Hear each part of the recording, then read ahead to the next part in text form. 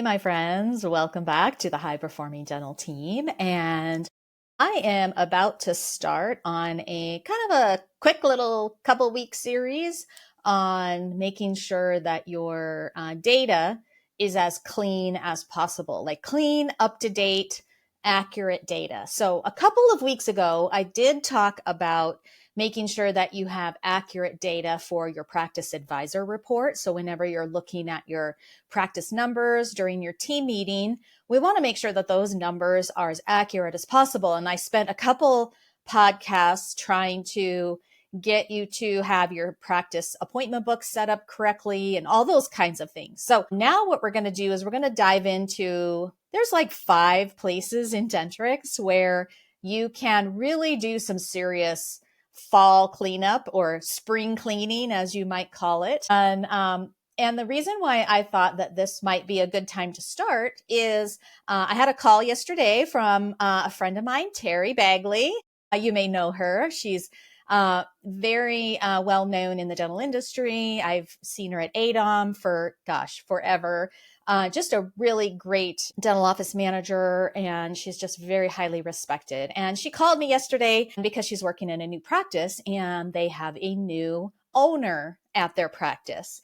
And so we were talking about, how to not only add the new provider, but also how to inactivate some of her other providers and team members that are in their database still, because it does start to clutter up your database when you have all these inactive providers that have never been there for years and years. And the other reason why she was really interested in inactivating the previous owner is because now all these appointments need to be switched over into the new doctor. And so that's kind of what triggered me to start this series about, I'm just going to call it fall cleanup. I know we're on the tail end of August right now, but we are going to start to kick into fall here pretty soon. I live in Colorado, so I've been driving around and there's also already some leaves that are starting to turn on our trees. So I thought it'd be a good time to maybe start in on some fall cleanup.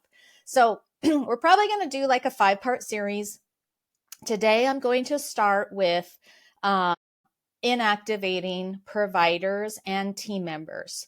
And so I'm going to start with providers because a lot of times you have hygienists that have left your practice. Maybe you have a new associate that has replaced a previous associate and you want to inactivate those providers. Now, usually the main reason why you want to inactivate those providers is because when you're going to schedule an appointment, you have that whole long list of providers and you're like, oh my gosh, I have to scroll through this list of providers. And so finally you get to a point where you're like, oh my gosh, I need to get rid of some of these old providers. So I'm going to run through why this is important and what it does to your system, because there are some important things to realize when you do inactivate a provider. So the first thing that you want to know about inactivating a provider. So when I think of a provider, let me just give you the definition of what a provider typically is. A provider is either a doctor or a hygienist, somebody that is producing, or somebody that you are scheduling appointments with. Now, in my practice in the state of Washington, my assistants did produce. They were producers. My assistants got scheduled with night guard impressions, ortho checks. They did a lot of child prophies. And so our assistants were in as providers. And that might not be the same in your practice, but in my practice, our assistants were producers and they got credit for what they did produce. So that might not be the same in every practice, but it was in mine. And so typically a provider is somebody that is a producer, somebody that you're going to schedule an appointment with. Now you have primary providers and you have secondary providers. Doctors are always primary providers because then they can write prescriptions. And hygienists and dental assistants would be secondary providers because they cannot write prescriptions legally. We've seen that happen illegally, but we don't want that to happen. So also Secondary providers are typically, they don't show up on as a billing entity on an insurance claim. So those are the kind of the main parts. And so when you go to your practice resource setup, this is where you can inactivate a provider. Now, when you go to inactivate a provider, most people click on the provider they want to inactivate, and they click on the little inactivate icon, and then they get freaked out because they have to replace that provider with somebody. They have to give it a replacement provider. Okay, don't get too scared about this. The reason why Dentrix wants a replacement provider is because anything in the future is going to switch over to this new provider. It does not change anything in history. So I want you to be very aware, and I want you to be very confident that it is not going to change anything in history. And so it won't change any production. It won't change any payments that have been applied to that provider. It won't change any adjustments. It won't change any clinical notes. So don't worry about anything in history. So for example, let's say that you have a associate that has left, and maybe you haven't replaced the associate. Maybe just the owner of the practice is now the only doctor in the practice. And you're like, oh, well, I need to inactivate this associate. He's no longer here, but I don't have anybody to replace him with. Well, just replace him with the owner of the practice, the main primary doctor. Same thing with a hygienist. Maybe you had 3 hygienists, now you only have 2, and you don't plan on replacing that hygienist that left. Just replace that hygienist with one of your current hygienists, okay? So that's my recommendation with that. I know I get that question a lot because they're like, well, I don't have anybody to replace them with, so I don't know what to do. And so they get stuck on that first question, and then they exit out of it, and then they never finish. Okay, so that's my first piece of advice, is just replace the provider with somebody that is still working at your office. It's no big deal. And then the second thing that you're going to kind of get hung up on is its next thing is going to give you this whole long list of items that are going to happen when you inactivate this provider. Don't get too scared about that. I'm going to tell you the main things that are going to happen. If you haven't noticed, our number one goal is to help you optimize your Dentrix software and your systems. And also, if you haven't noticed, we give away a lot of content to help you with your systems and processes and give your team some resources. Well, guess what? We just launched another piece of free content. You can go to your app store right now. If you have an iPhone, go to your iTunes store. If you have an Android phone, go to the Google Play Store and download the new Navoni app. So go to your app store and you can search Dentrix or Navoni and download our free app today. As soon as you download it, sign up. Sign up is free, and you will automatically get our toolbox.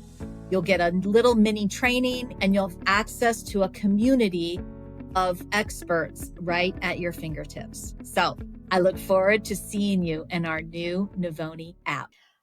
When you inactivate a provider, probably the biggest thing that could make a big difference in your practice is if that provider that you're inactivating is a primary provider on the family file. So, on the family file, you have the provider 1. It's PROV1, provider 1. That is that patient's primary provider. So if you are inactivating a doctor, and that doctor is the primary provider, listed as the primary provider on any patient family file, it will then switch over the primary provider to that replacement provider. So that's probably one of the biggest issues or biggest changes that you'll notice when you inactivate a doctor. And same with a hygienist. If that hygienist is listed as the provider 2, So a lot of times when I'm training offices, I will recommend that the provider two is the patient's recommended or preferred hygienist. So if that hygienist is listed as provider two on any family file, it will switch that over as well. The reason that I want to bring that up first is because there are several reports in Dentrix where you can filter the report by primary provider. Probably one of the most significant reports is the aging report. The treatment manager can be filtered by primary provider. Many of the searches, like the letters and custom lists, you can search by primary provider. So it is a significant field, and I just wanted to bring that up first. The next most important piece that you will notice when you inactivate a provider is if there are any future appointments that are scheduled with that provider. And so if you have, like Terry, she had a doctor who now she needed all of those future appointments to be moved over into the new doctor. So she really wanted it to happen. I've had it where it happened and then the doctor calls me up and says, "Oh my gosh, I didn't know it was going to do that." And the reason why it was such a big deal is because they had not set up the provider for color, like a color in their provider setup, and all the appointments were black. And so it kind of freaked him out a little bit. And I said, "Don't worry, calm down. We'll just set up that provider's color and then it'll switch it all over." And it did fix it, but it was kind of freaky because you saw all these black appointments all over the appointment book.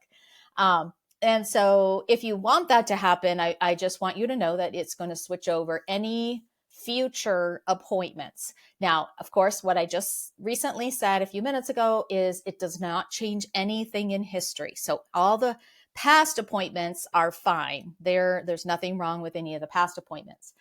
And then I think that the next significant thing that it will replace with the new provider is any treatment plan procedures that have been treatment planned with that provider will now switch over, because that's still in the future, that those treatment plan procedures have not been completed yet. Any office journal reminders, because those are in the future. Let me think. I guess I could pull up the list, but those are the most significant things. Just any future due payment plans that you might have set up for ortho, those will switch over into the new provider. So that's, and then the next question, the third question that you're going to get, typically the most common answer for the question of, do you want to move the accounts receivable balance over to the new provider? The most common answer here is no, you don't want to do that. Most offices do want to continue to make payments towards that old accounts receivable, that old provider AR, rather than switch over the AR to the new provider. So I would say 90% of the time, offices are saying no to that question. You don't want to move the accounts receivable over. And then I think that's the last question. And then it will let you inactivate that provider. And then that provider will drop off the list. Now, you think that that provider is also going to drop off your provider AR totals report. It's going to drop off your day sheet if you print your day sheet with provider balances. But that won't happen if that provider still has any accounts receivable. So if you have not been allocating payments and allocating adjustments to your providers, it's very possible that that provider may still have an accounts receivable balance. So then that provider is still going to show up on your day sheet, still show up on your provider AR totals report. So just kind of let that happen. And when you do make payments, if that provider still has an accounts receivable and you are allocating payments, then it's very possible that that provider is going to still have payments applied to them. Okay, so that's the biggest thing with providers. Now, if you're going to inactivate team members, I know in Dentrix, they're called staff. We don't like to call our team members staff because that's an infection. We do like to call them team members, but in Dentrix, they did use the terminology staff. So if you're going to inactivate any team members, I don't know why Dentrix has done this, but you do have to have all computers out of Dentrix in order to inactivate a staff member. You don't have to have everybody out of Dentrix in order to inactivate a provider, but you do for a team member. And so you'll have to do this on a non-work day, or maybe at the end of the day, or maybe before you start work, but all computers will have to be out of Dentrix in order for you to inactivate a team member. And so same process, just less questions. Okay. There's just no questions about balances, accounts receivable balances, and things like that. But you will still have to give that team member a replacement. And so if you have a treatment coordinator that has now left, and now you bring on a new team member, then you can just easily replace that person with the new person. But now if you have a team member that left, and maybe you're not going to replace her, maybe you had a financial coordinator who was in charge of accounts receivable, and she was managing all the past due insurance claims, and now maybe she left, and now you're going to hire Wisdom or eAssist for your accounts receivable insurance claim management. You're going to hire a third party for managing that process, and you're not going to replace a team member. Then you're kind of stuck with that first question again. I have to replace this person with someone. Now, who do I pick? Just pick a current team member. It could be your office manager, could be your receptionist, it could be your scheduling coordinator, whoever it might be. Just pick somebody that still works there. Remember, it does not change anything in history. So any office journal notes will not change, but if you have any office journal reminders that are connected to that inactive team member now, those will switch over.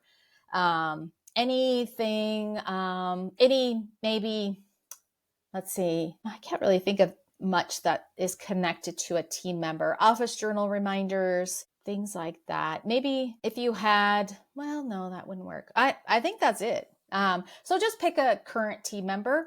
It's not going to change anything in history, so don't worry about that. But one thing that you will notice on both providers and team members when you start to inactivate them is if you're using the Dentrix time clock, you will get time clock reports onto the batch processor, because it will remove them also out of the time clock, both of the providers and team members. It removes them from the time clock. So you will get a report that shows up on your batch processor. I think it's a provider staff time clock report. It shows up on your batch processor as soon as you inactivate a provider. I see that a lot with new Dentrix offices, because we're usually inactivating a lot of people at the same time. So we get this whole stack of time clock reports. So I just wanted you to be aware of that. All right. So that's the first of our series of doing some fall cleanup, inactivating providers and team members. And I hope you found this episode helpful. I hope you found it educational. Please rate it, review it, share it with your colleagues. If you have other if you're in an office manager study club, or you're in a Seattle study club and your doctors are asking you about Dentrix resources, please share our podcast. I would really appreciate. I love 5-star reviews just like you do. So we'd love a review. Share, rate, review our podcast. That's how we get our information out to more people. So we really appreciate that. All right. Well, I hope you have a great rest of your day. If you are listening to this on your commute into work, I hope you have a great work day. If you're on your way home, I hope you have a great evening with your friends, family, or whatever you're going to do this evening.